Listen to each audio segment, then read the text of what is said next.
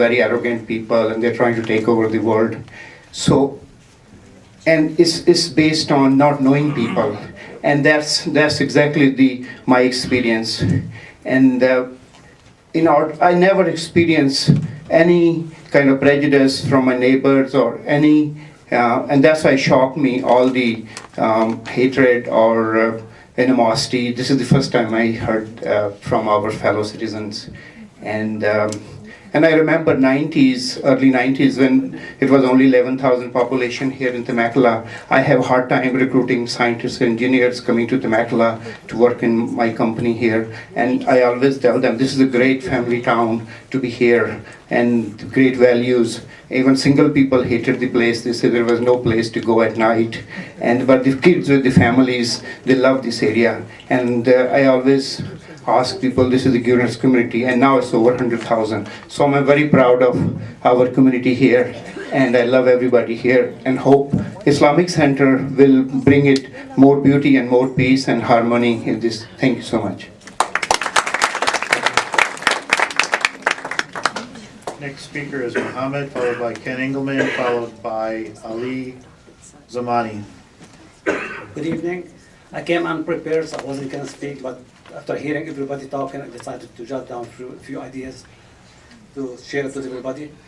I came to Temecula in 2000. I bought my first dream home, and I came from Lebanon. Even though we have differences between Israel and Lebanon, my best neighbor was a Jew. 4th of July, my family and his family, we went to Del Mar Beach, celebrated 4th of July. Okay, so when my dad passed away about 2 years ago, my neighbor, Christian, he opened his home to invite my guests, to accommodate for my guests who came for that thing. So I just want to tell everybody that everybody who knows a Muslim neighbor, they never had any problem with them. Besides, we blend very good with this over here. We left our countries, we came here for peace and justice and all of that. And that's what brought us over here. Okay. Second thing, talk about the traffic. Everybody talking about the traffic, about in the early morning and evening. We Muslim, we do go to work as well. So that's the same time we go to our work. So in the morning, there's very few people who go to pray, and same thing at evening. I would like to take this chance to invite anybody who would like to go visit what we have right now, the warehouse that we do prayers, or even go to San Diego or establish mosque. They see that in the early morning there's very, very few people. There's nothing to be afraid of. So the validity of the traffic is very good, because mostly 1 to 4, actually it's 1 to 2 is the prayer time for Friday. So the traffic was done between 1 to 4. I think that's very good.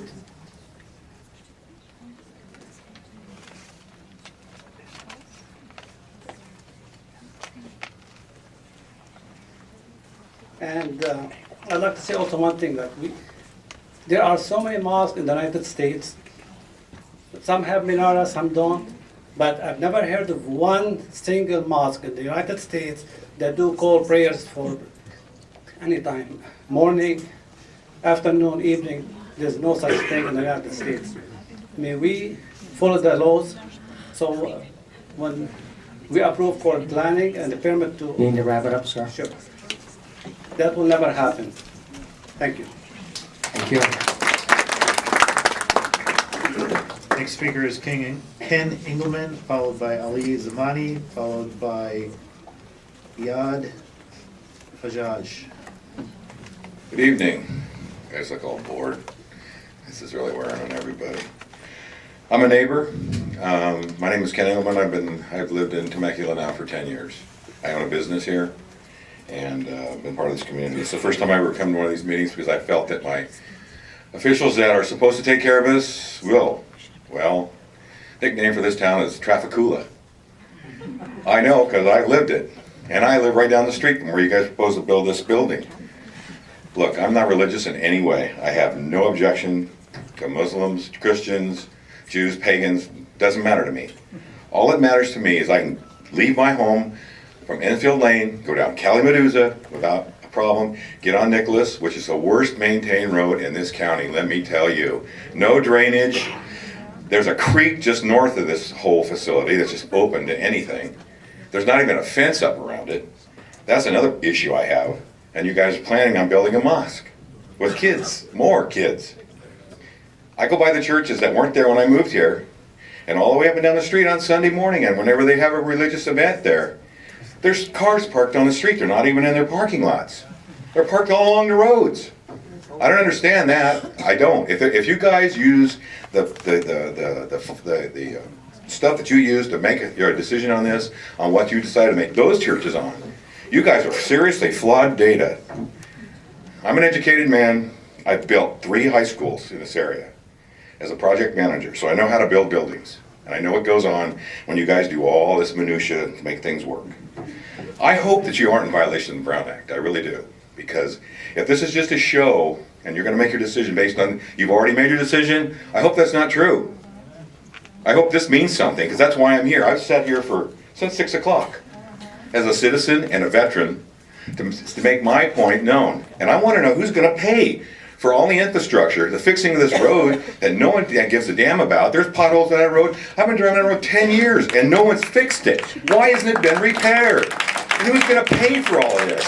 Our tax dollars? Yes. Is our tax dollars going to pay for this? Or are they going to pay for it when they improve the property like everybody else has to? If that was a Pepsi-Cola plant or a Coca-Cola plant or any kind of other plant, you guys would make sure that those people paid for the improvements. I want to know who's paying for Wrap it. it up, sir. I'm wrapping it up. Who's paying for the infrastructure improvements in my town? That's what I want to know, and no one's answered that question. All I want is quiet occupation of my individual property and my personal freedom. Thank you. Thank you, sir. Next speaker is Ali Zamani, followed by Yad Hajjaj, followed by Rem Falahi. Hello, members of the City Council. I apologize for if I may take a little bit longer, but I'm just going to say what I have to say. My name is Ali Zamani, and I've lived in Temecula for about 7 years. I'm about 17 years old, and I'm a Muslim. I was born in California. This issue was brought to my attention recently. I do attend Chaparral High School, and I am a junior, and we are mainly a football school. On the nights of the football games, Nicholas Road gets very crowded, as you can imagine. It is a very crowded road. Members of the Muslim family, yes, I said family, mean no harm to any person or group or country. There's no legitimate reason for this mosque not to be built, and it follows all of the land requirements that were stated earlier. And in all due respect, all I've heard tonight were excuses. I'm pretty sure that many of the people who are here tonight and are opposed to this agenda have not lived a day in a Muslim person's shoes. So who are they to judge?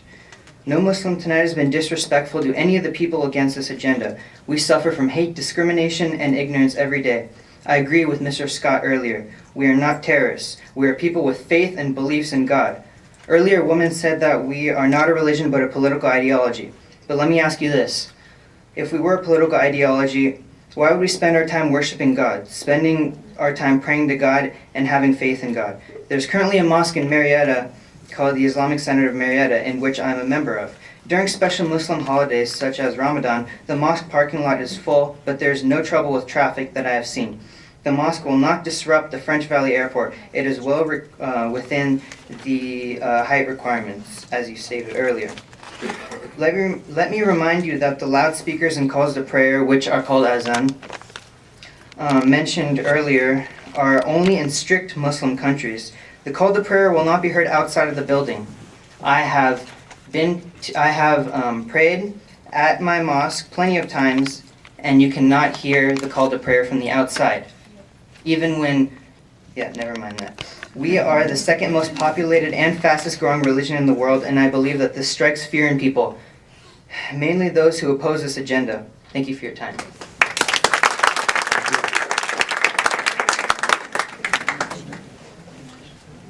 Hold on 1 second. Peter, at 10 o'clock, are we supposed to call for an extension of time? with this session or not?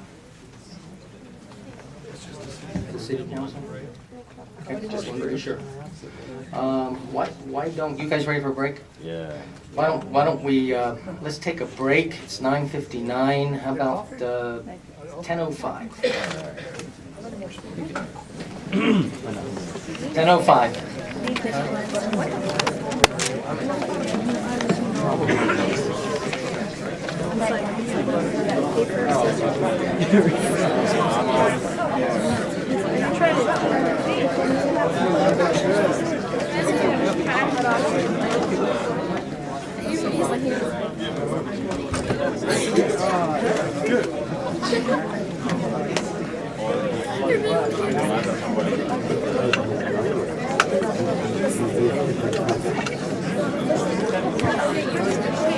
You hear like an open mind, you hear it?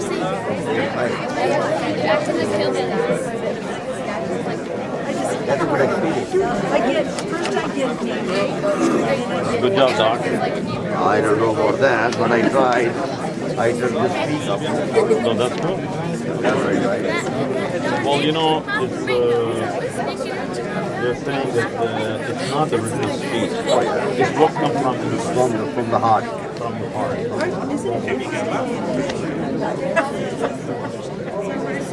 Well, actually, I never learned that, but I mean, anyway, I heard the first time.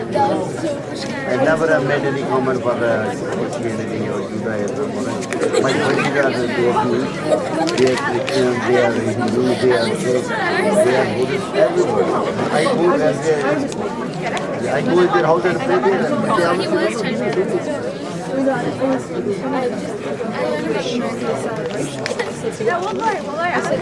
you ready to go? I thought you had never invited me to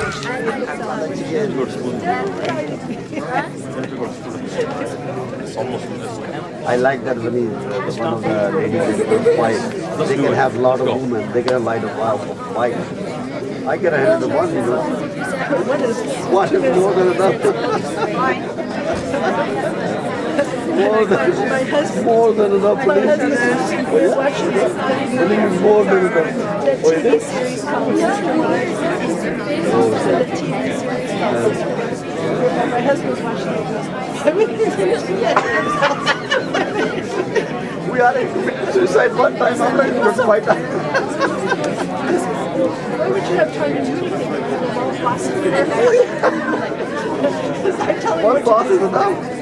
When my wife comes to my hospital, I tell everybody that call her only real boss. I'm just dummy is. That's the real boss is coming out. Be ready. I think you can argue with me, but not with the real boss. Mama ain't happy that Yeah, I'm enjoying it now. First I thought, maybe now I'm enjoying because I'm eating different things. That's the good thing about America. You know, in Pakistan, we all fight with India. But here, the Indian and American. That's the good thing about America. Everybody get along with so good. You have to tolerate it. You don't have to do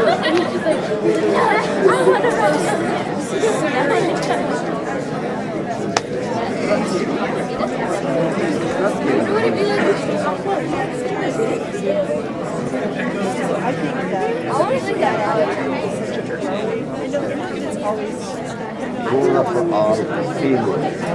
If you talk to any successful person, he or she will make mistakes. These are all failures. They want to cover their failures like somebody else.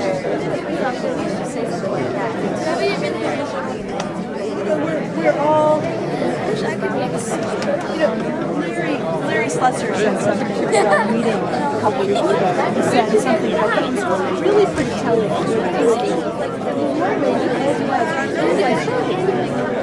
Very socially. But he said, I did do that.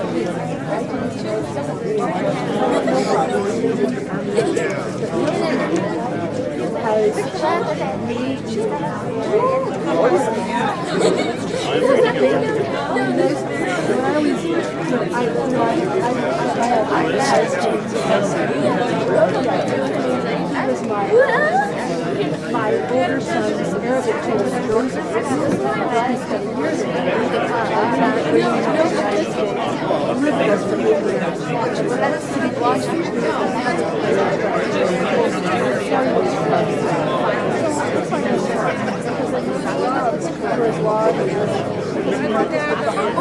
Oh my gosh, that's it. I was doing something like that for years. Like, it was so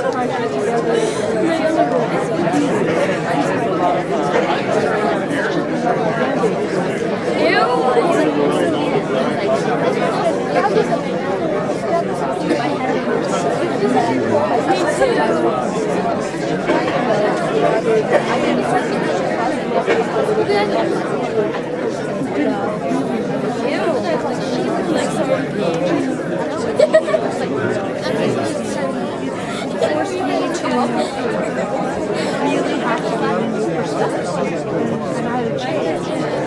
And that's pretty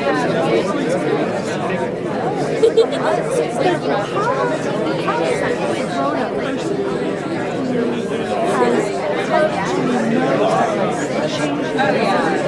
he's so they're really honest. Please be seated. Unless they're just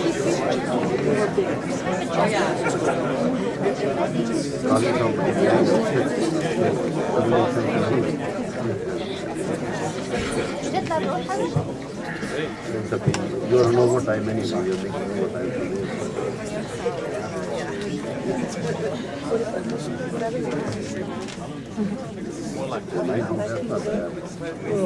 Should be done by 12 o'clock. You know, it looks like either everybody's getting tired, it's getting late, because you're sitting down quicker. Or maybe you never got up. And before we start again, I just wanted to thank everybody.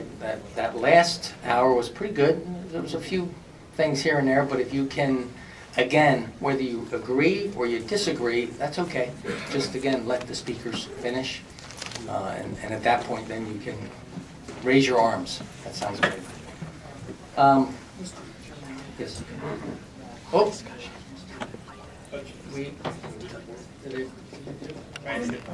There it goes. There it goes. Sorry. Computers are working. The other thing, too, before we get started, I was informed